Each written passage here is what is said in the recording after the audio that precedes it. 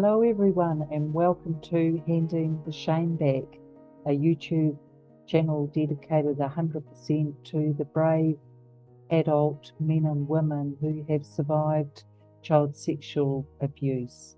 There are many of us out there, the numbers are staggering, and what I am delighted to say is to welcome all of you who have joined recently, and for those that have stayed part of this for such a long time, really appreciate who you are as well. We always have a trigger warning, and the trigger warning is if you watch this and you feel at all triggered or uncomfortable, please stop watching, go to the show notes below and you'll be directed to some help and resource. Tonight we have a very special guest, and this wonderful woman, Dallas Pickering, has experienced abuse in state care, and she's here to share her story. Some interesting points before you can speak though, Dallas. She's a grandmother of 6, and she's got another little grandchild on the way. So there you go. She's obviously a survivor. She's an advocate in the social work field, and she's here to share her truth with us. So welcome to the show, Dallas. Thank you, Gloria. It's great to be here. So awesome. Very touched that you were happy to come on the show. Thank you. You have a very special spot tonight, and that you are the very first survivor of sexual abuse in state care that I had the privilege of interviewing. So I guess we take it at your pace. Whatever you are comfortable to share is perfect. And yeah, I guess let's begin. Kia ora. Thank you. I don't know, you want me to start with, I guess, how I came into state care, maybe? Yeah, that would be great. Start at the beginning. Yeah, so I guess it all started, my mother was 16 when she had me, and I guess at the time there were very little very little people, mothers able to keep their children if they were unwed. And so my mother was 16. She was living up in Auckland, and she didn't let any of her family know that she was pregnant, and went down to Rotorua and had me down there. And I was actually named Selena Hewson. And then I think about 20 days later, I was adopted into the Pickering family. And I, just really take courage with my adopted mother and the decision that she had to make. And a lot of women in that time, between 5,000 and 7,000 women a year gave birth to children, and they were adopted out. And some of them, good stories, and some not so good stories. So mine was not a good story at all. It was, I guess it started off, there was indications that things weren't good, from probably the age of about 20 months old, and Plunkett and people were kind of noting that there were concerns with my care. So much so that at the age of 4, I was hospitalised for malnutrition and extensive abuse with broken bones and things like that. And I know that isn't around the sexual abuse, but I'll get to that. So what happened is that I was in hospital for 6 weeks, and then the court decided that I had enough of an attachment with my adopted parents to be sent back. And so, yeah, that was the first sending back to my adopted parents. And the abuse continued. When how the sexual abuse started is that actually when I was going to school, my adopted brother actually used to stick up for me. And, he was often asked by teachers what was happening because there was a difference between his care and my care. And, I would go to school with no food and, things like that. It was because I was quite isolated from the family, wasn't able to eat with the family. And so there was a difference, and teachers noticed a difference of care. So in the beginning, he started sticking up for me. And then I think that he ended up getting into trouble at home. And then my adopted mother, I guess the abuse continued. And it ended up that he was the first one that sexually abused me. And so I guess the power shifted. It's like, well, and yeah, he actually abused me for quite a long period of time. Again, I was brought to the attention of the Department of Social Welfare back then, and I was placed in foster care. Probably in the first 2 weeks of being in foster care, I was sexually abused by an older boy in that home. I actually disclosed about my adopted brother to the social worker then, and it was to a caregiver, because I when I was caught under the bed with this boy, I said, well, this is what happens at home, So I disclosed and I told them that this is what my brother does to me, my adopted brother. There was a reliever caregiver on at the time.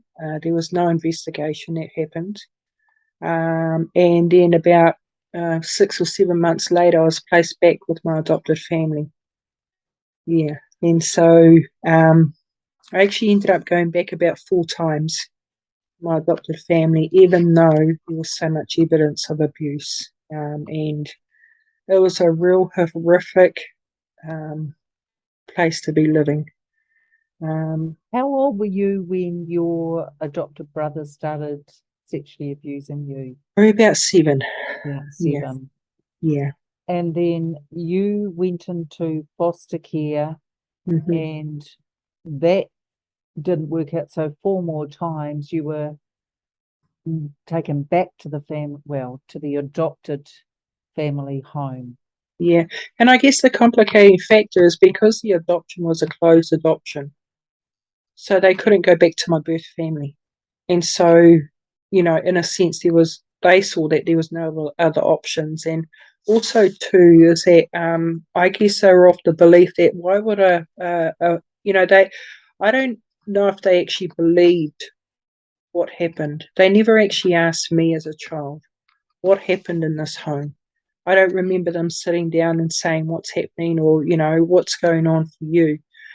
And I remember, when I was with my adopted parents, say, educationalist teacher came round to see my adopted mother. And I heard the lies that she was saying. It was all about myself. It was about my behaviour.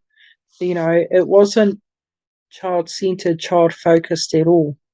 And so I felt that my voice wasn't heard. So, I didn't end up sharing. I didn't share anymore. Why would I? Because as far as everybody was concerned, I was a liar. It was my behaviour that was the issue. Yeah.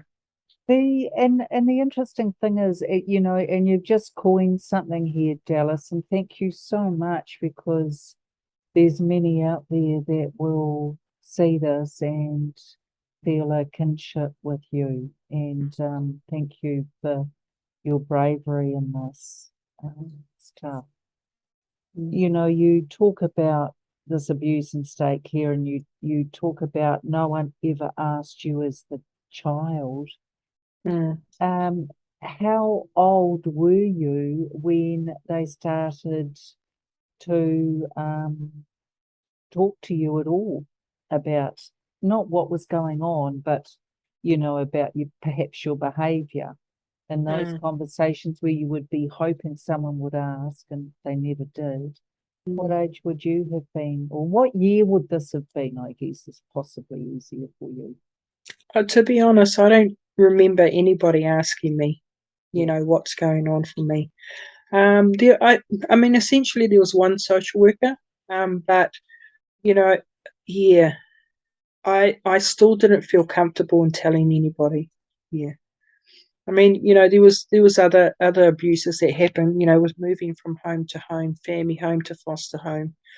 There was a lot of sexual abuse. I remember you know, one situation on New Year's Eve, actually New Year's Day.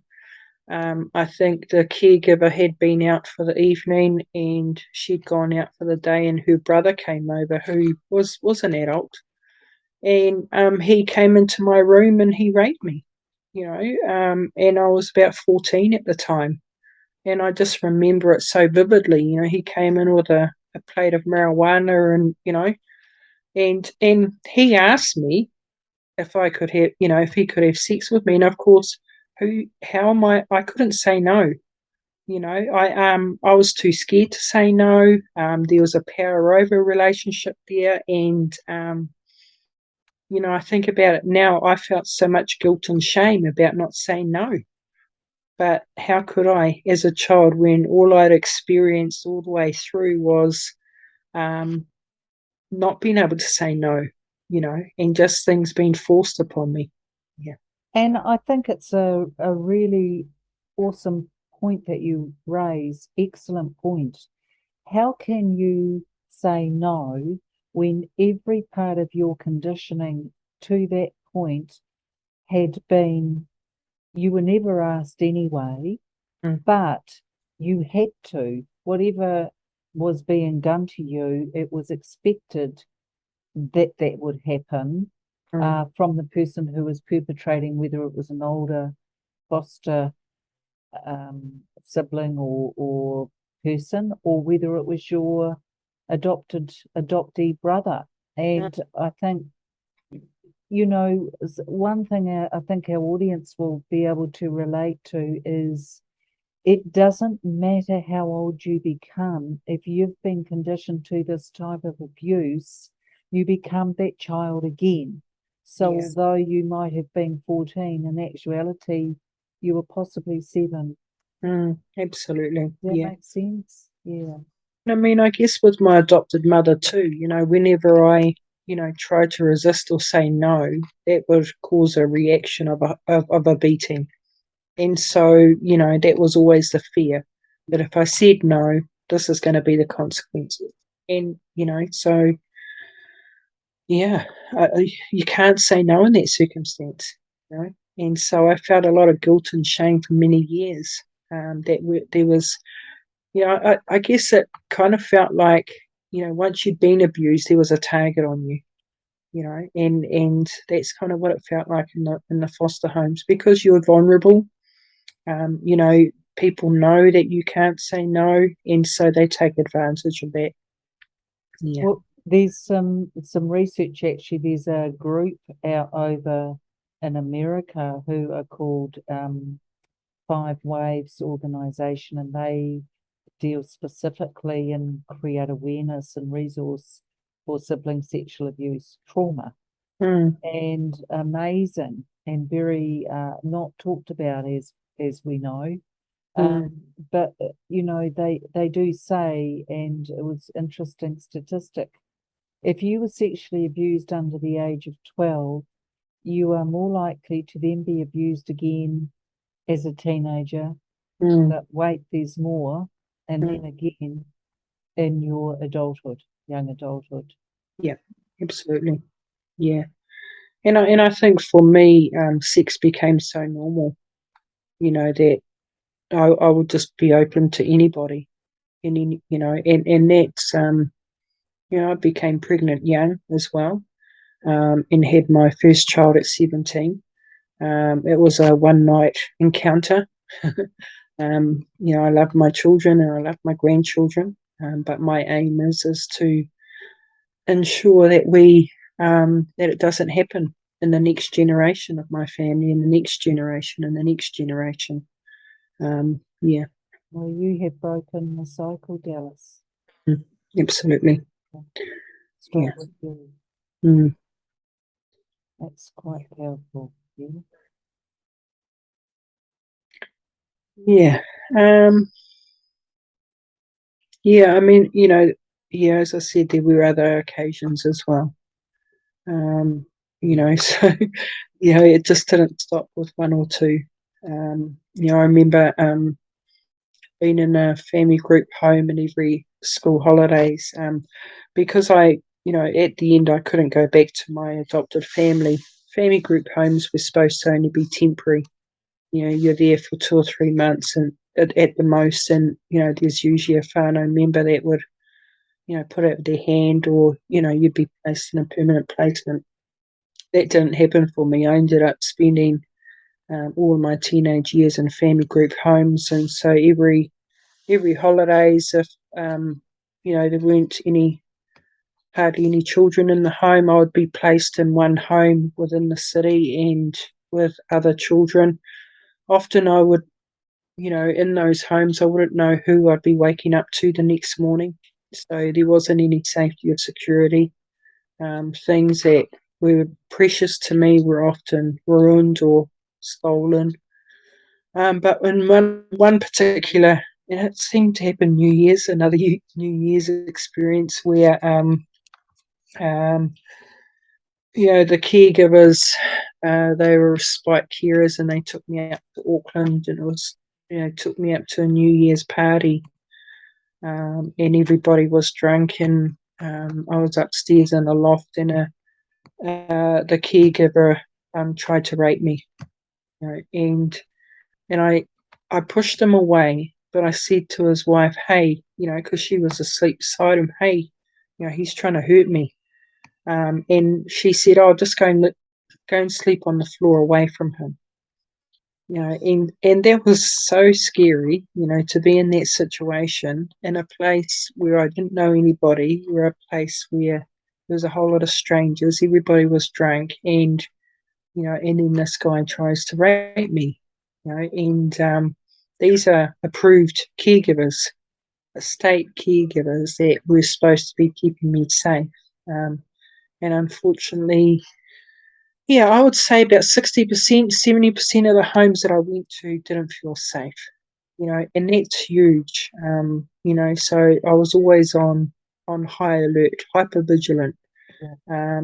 And that's some of the outcomes of it. It's, you don't rest, you don't sleep, you're always looking around to what the next thing is going to be. And it's not a normal childhood for anyone. Well, you're in a highly stressed state. Your fight, flight, freeze, or fawn. You've got blood pressure's elevated, anxiety would be through the roof.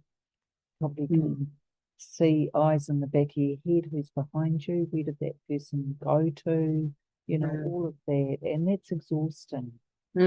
Absolutely. So, the impact on you, I mean, what age were you when you were able to leave state care? Well, I mean, back then it was 16. Yeah. And so at 16, I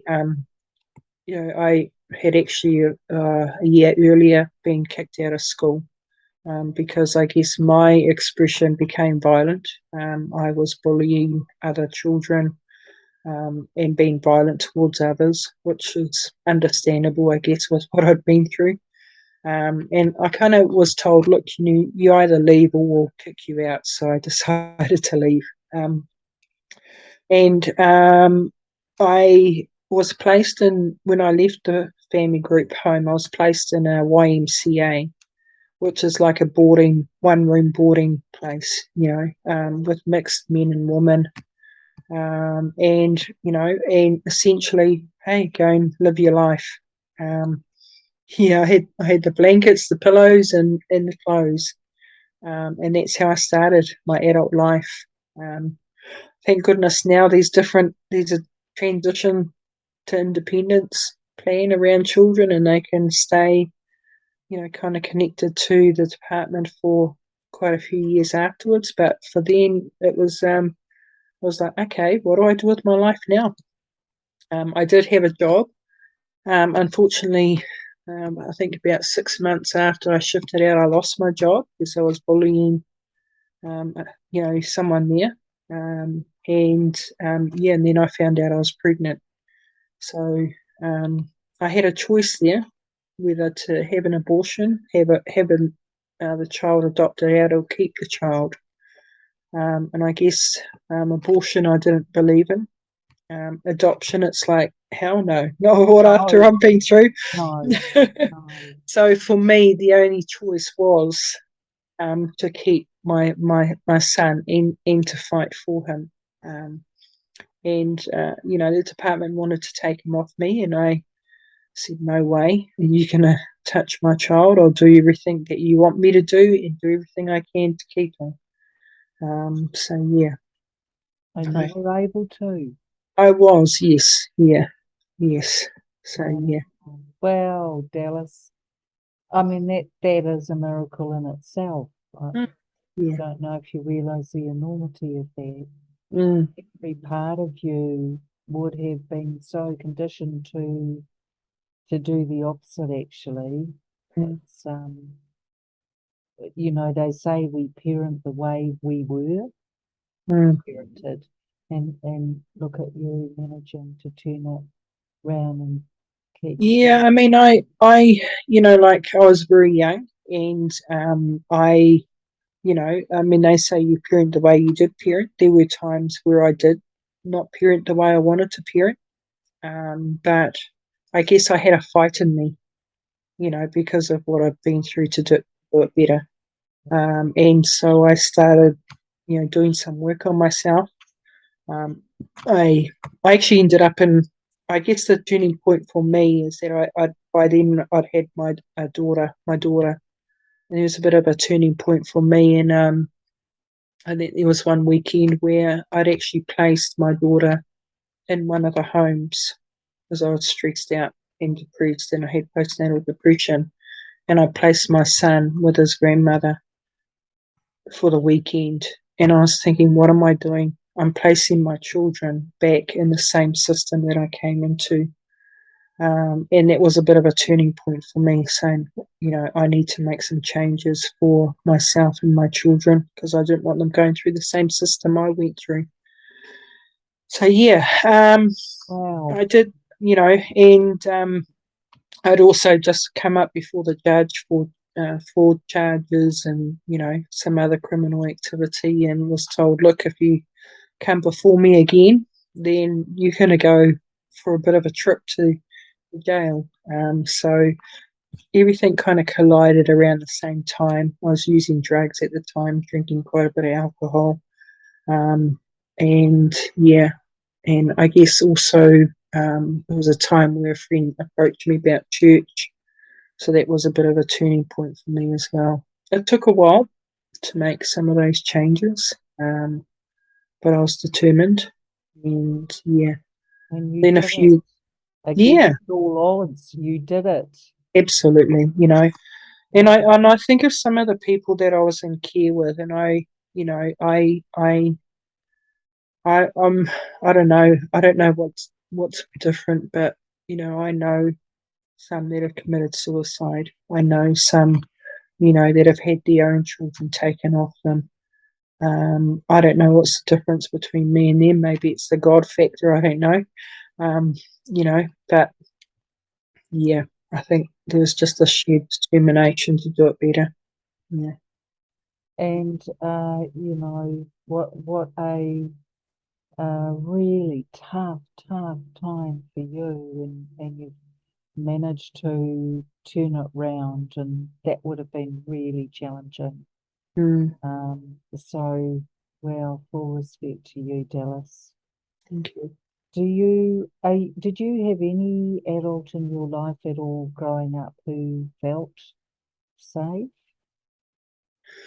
Probably when I was about 12, there was one lady who I felt that I could connect with, and then she was part of a youth group. Yeah. And I mean, we're still good friends today. And then there was another lady who, when I had my children, she kind of became a mentor and a support. So yeah, there has been a couple of people along the way, and I think that's been significant as well. Yeah, it's people that that even though you're pushing them away, and you're swearing at them and telling them to get lost, they're still there. You know, those are the people that you need around you. Especially when you're going through a healing journey, because it's yeah. It's never linear, is it, Dallas? It's never Absolutely. there. Oh, absolutely not. No, it's up and down. I mean, even, 40 years later, there's still, we'll talk about that a bit later, there's still things that you've got to work through, and it's a lifetime journey. Of course. Healing journey is a lifetime journey, in this, when you've been through sexual abuse and abuse, it doesn't just stop when you've finished with your therapist. No, Yeah. well, because life has to happen and will happen. And, thinking about, I suppose you had those two people you mentioned that you met when you were younger and able to form a connection with. Again, that's almost miraculous, seeing as there was no safe people as your caregivers. Mm. What would you say helped you through, now that you look back and you think, goodness me, I got through all of that. I'm so lucky to be here, really. Mm. Um, what has helped you as you've moved through adulthood, Mm. your recovery? Yeah, I think in the early days in particular is, focusing on my children, and knowing that it can be better for the next generation. Yeah. Um, I mean, yeah, I know a lot of people say that faith is a crutch, but I don't actually see it as a crutch. I see that as a way, like a pathway to healing as well. So that's been really strong in my life over the last, 25, 30 years. I think also doing some work, personal work, healing journey, whether it's counselling or therapy, that's so important. And in that, allowing yourself to build a trusting relationship with that person, to be able to be open and transparent and be real and to speak your truth. Because I mean, one of the things I learned was a not so good thing, in the church, is that, people said, "I'll just forgive and move on," but actually that's not helpful. When actually you've got to be able to process and reflect and get down to the deeper issues, because otherwise you're not going to be able to build relationship with people, and safe relationships. So, that was a bit of a flaw within the church, which I, talk to quite a bit. Yeah.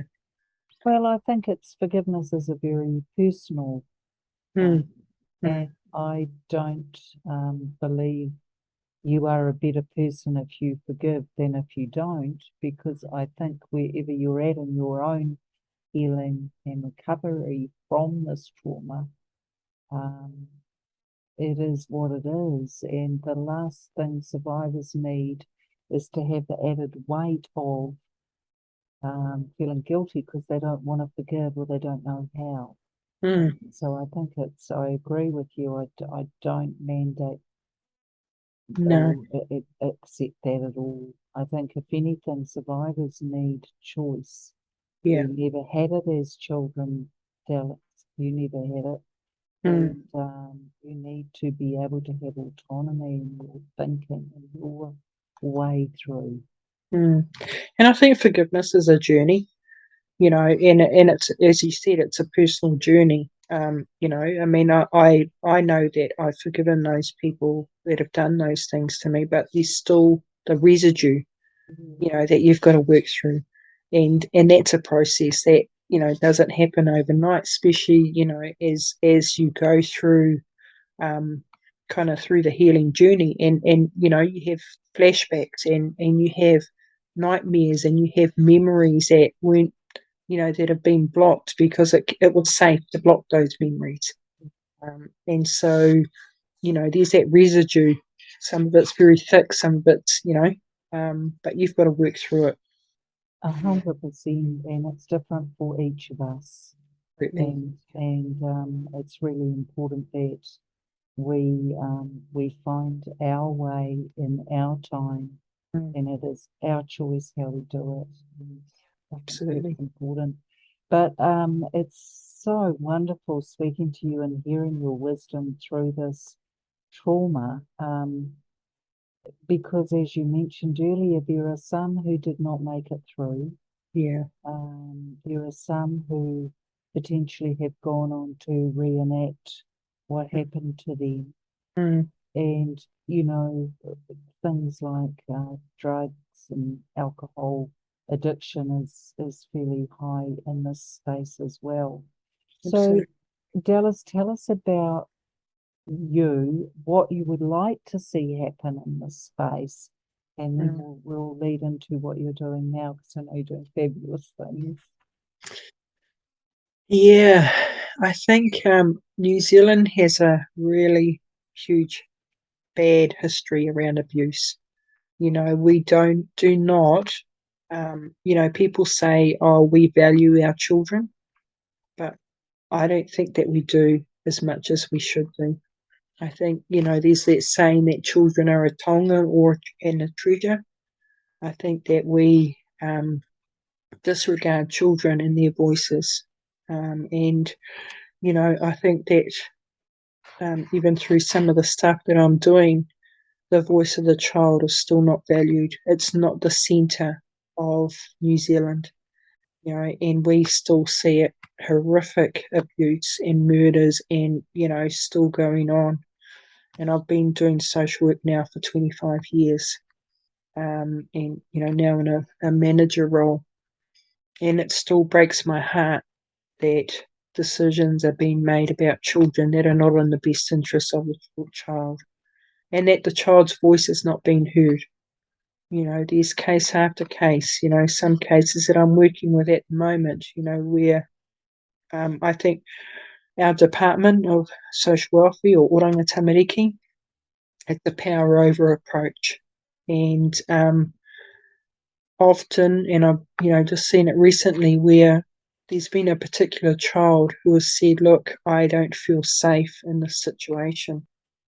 And the child was able to voice that, but that child's voice was ignored. Yeah, And the social welfare still made that decision against the will of the child anyway. So how does that child now feel safe, you know, to be able to share their voice? And so that is still happening today.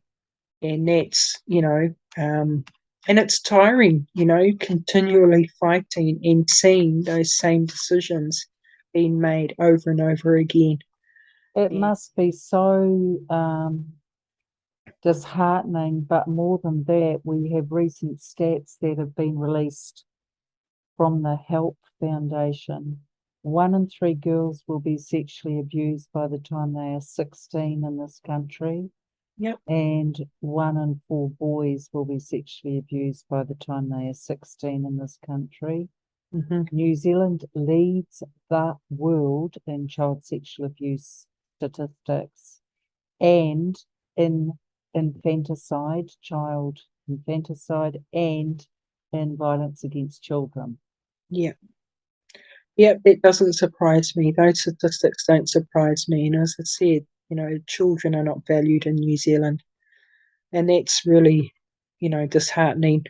Even after everything that's in place for the children in this nation, the support that's there for families, you know, like the counselling, the addiction services, these resources there for families, but we've still got the worst.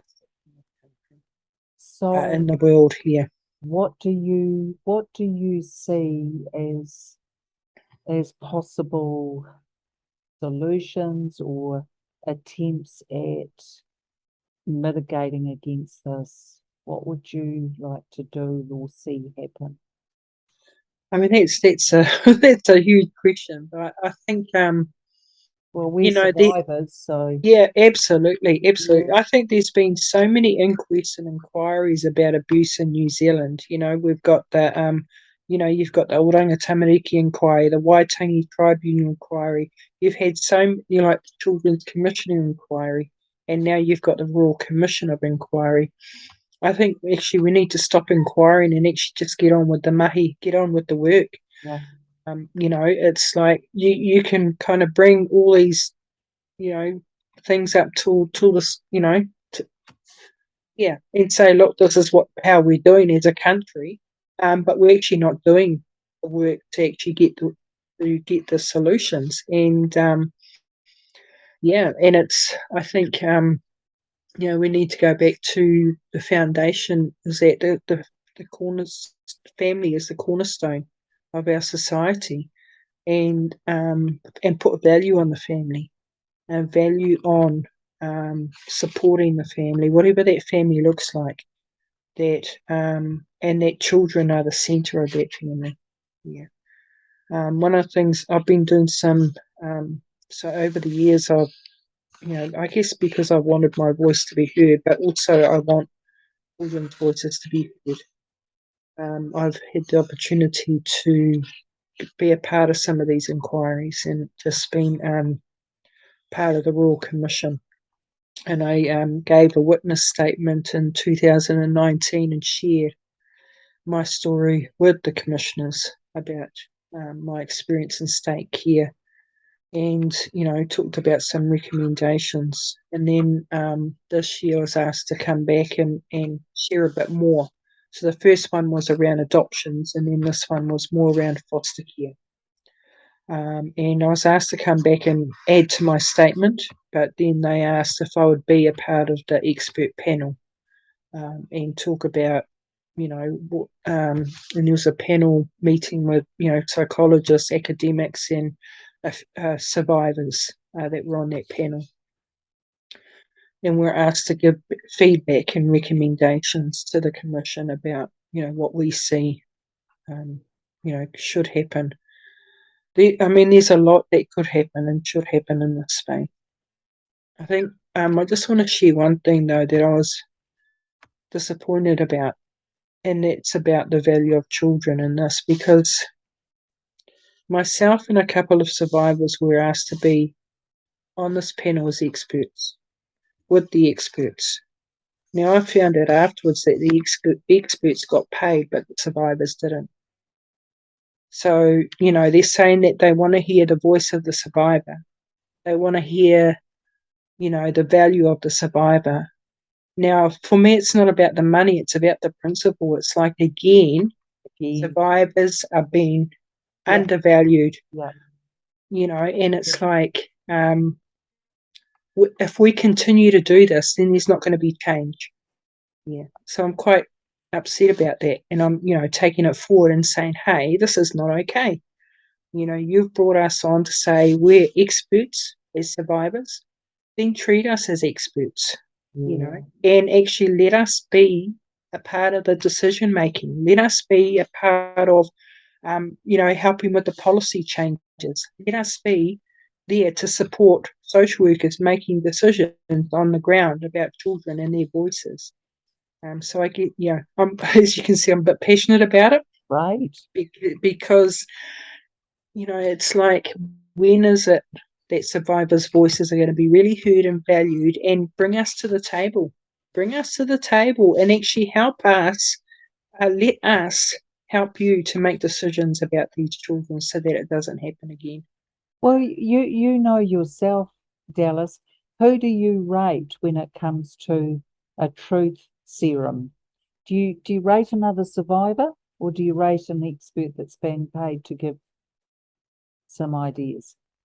Yeah, well, that's right. And I listen to some of those experts and I'm going, you don't know. you really haven't got a clue of what it is like for a survivor who has been through trauma, who has been through this journey. You wouldn't have a clue. Yeah. So our voices need to be heard, and I think I'm so grateful that you could be here tonight and share your story, because there will be people who will definitely be able to identify with what you are saying Mm, and feel not so alone out there. And, you're handing the shame back as you abs- speak. And mm, that is what, as survivors, mm, we need. mm, Voices need to be raised and heard and seen. yeah. It's interesting.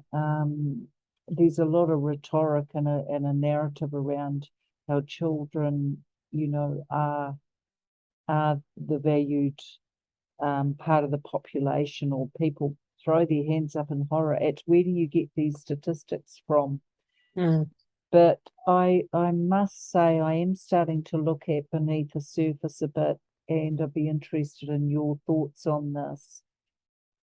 If our stats are increasing and not decreasing, it makes me wonder what's going on behind the scenes, and is there a vested interest in this not being stopped?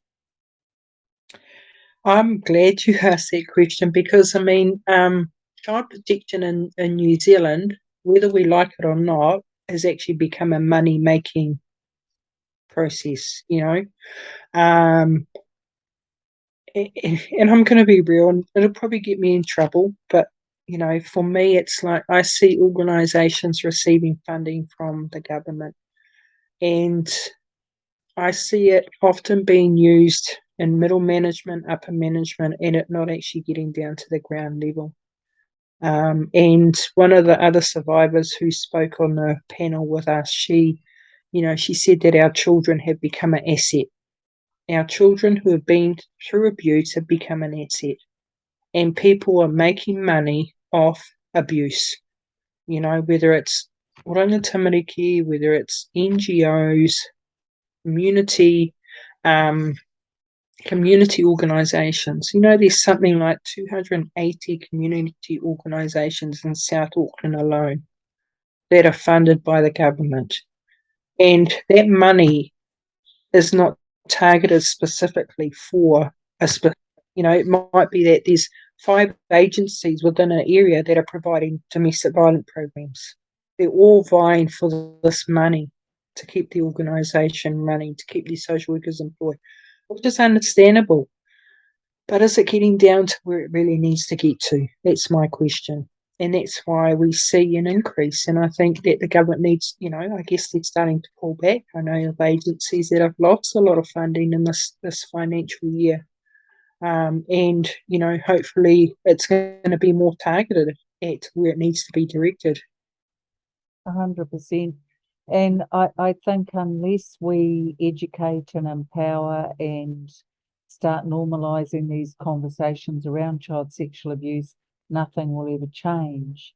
But Mm, what I do know is survivors like you and that come on and talk about your experiences, um, people really sit up and take note of that, because this is coming from lived experience. And of course, we wish you hadn't had to experience any of that. yeah. But look what you are able to do with it, and the fact that you're there, and it may be, that in the work you're doing, the social work you're doing, you're actually able to see things that Mm, a non-survivor may not see. mm. Have you noticed that in your work? Oh, absolutely. And like I don't wish any experiences that I've gone through on anybody, but it's definitely helped me in the work that I've done, Yeah, and I do. It gives me an insight to. I guess I'm always looking at what is actually going on for this child. What is this experience that this child is having? Um, what is this happening for this child? And I guess, challenging decisions and adults around there and saying, actually, I think this is what's happened with this child and this is the reason why. And being able to speak that and speak the truth. And I mean, it's having those courageous conversations that people don't want to hear. Yeah. And saying, actually, this child is at risk. This is the reason why, and being able to identify it. And I have had the opportunity to see some good outcomes as well in the work that I've done. Just recently, there was some tamariki that had been in care for 3 years and have now been able to transition to the grandparents.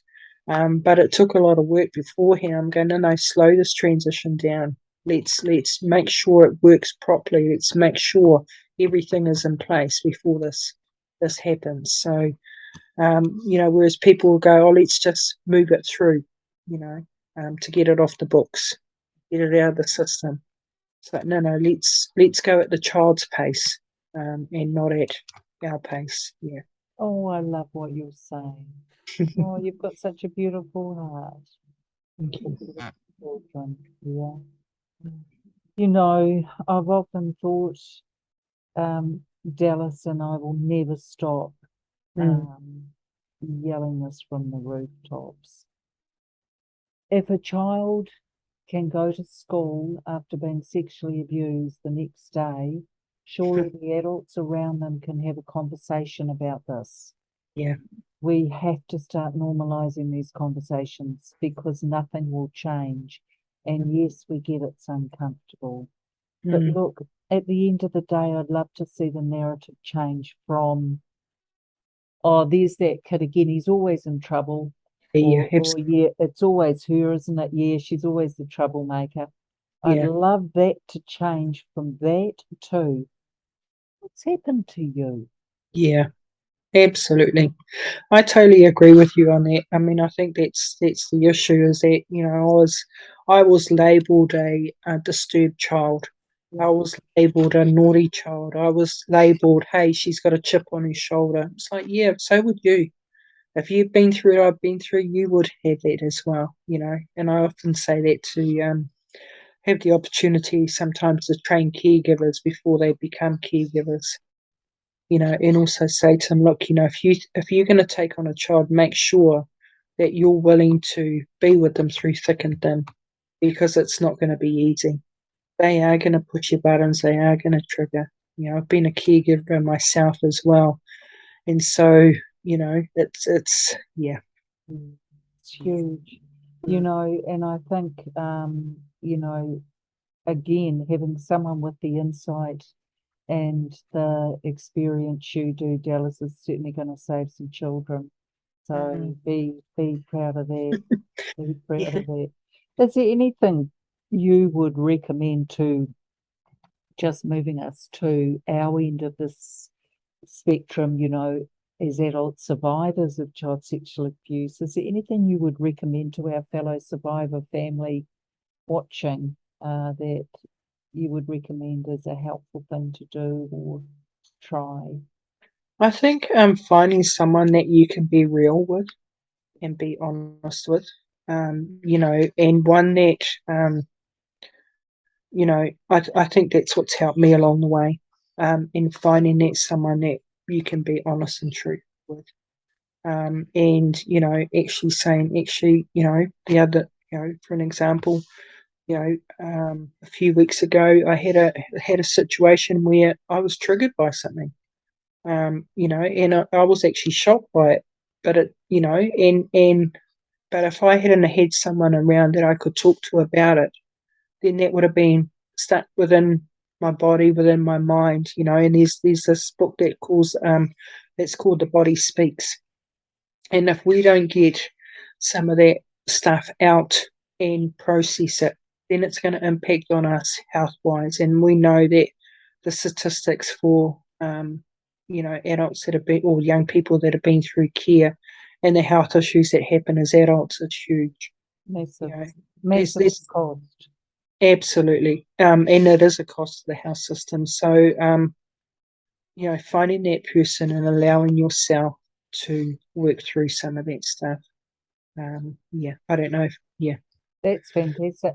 No, I like that, and if you're feeling safe enough to do that, well, you're along the pathway then. Is there anything as we're closing out, Dallas? Is there anything you would like to share or say that we haven't covered off as yet? I think for me, one of the things that I see is that these generations, it's generational. The trauma and the abuse is generational, and how do we cut that off generationally? Because I've worked with families, and where there's 4 or 5 generations of abuse, and it's how do we support those families to break the cycle? Because otherwise we're not going to make change. Yeah, I think that's kind of my last. Yeah, no, and that's a really good point you raise, and what immediately comes to mind, and it's, it will get people thinking out there as well as, this whole thing around information and communication. So actually being able to say, hey, that was in your family, being that direct, how can we ensure what do we need to provide? So it's education and it's resource and supporting. There's just so much work that needs to be done. Yeah, I think also too, a lot of our families are quite isolated. I worked in a residential where, the amount of young mums that, they had been abused, their parents had been abused, they had been abused themselves, and it's like they were given a last chance to kind of make it with their children. But if you hear what's gone on from them generationally and how isolated they are from their families because of the generational abuse, it's just so hard for them to make change. Huge. And and you can see the cycle begins because is it chicken or chicken egg scenario? Where does it begin? How can we get in? At what point should that all be happening? There's just so much. But look, Oh no, I was just going to say that they say the first 1,000 days, is where the most damage happens with abuse, and although it's not till a lot of kids are older than sexually abuse happens, but there's often stuff that's preempting that. Huge. The factors are there.